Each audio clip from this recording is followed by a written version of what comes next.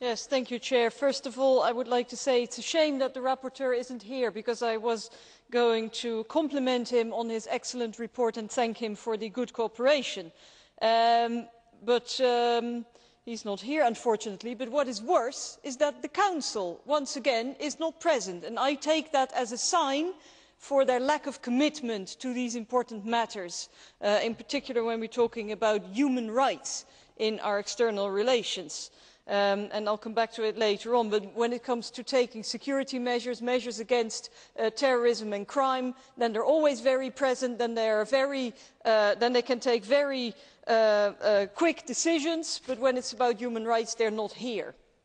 I would like to note that.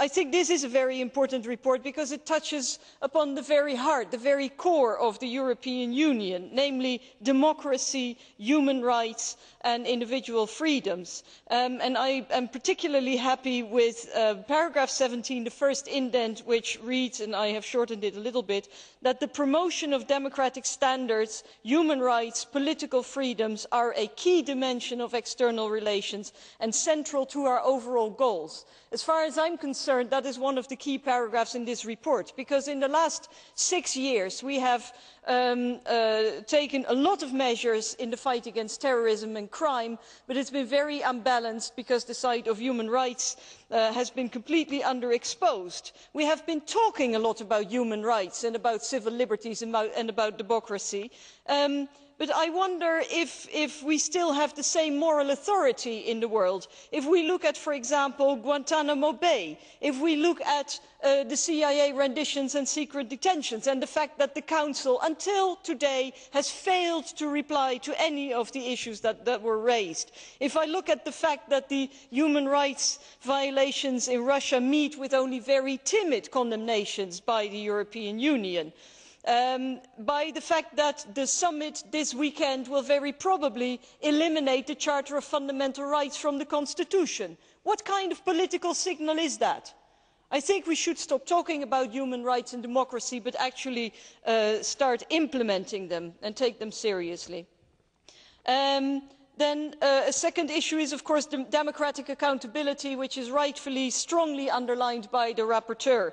I think it is very important that the European Parliament is much more closely involved in these matters, and therefore I endorse the call for a passerelle, but even better, of course, it would be if the Council arrives at conclusions on a treaty or a constitution this weekend, which will ensure democratic control in the area of civil liberties, justice and home affairs.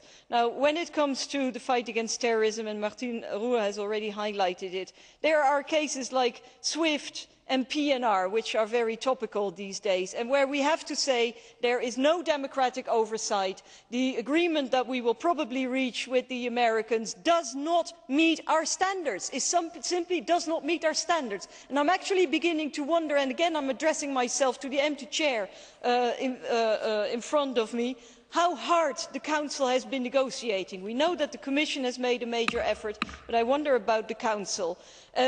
Small, informal and groups meeting behind closed doors, such as the G6 and the high-level contact group on matters of anti-terrorism, do not befit a modern democracy like the European Union. Thank you, Chair. I know that I've overrun my time.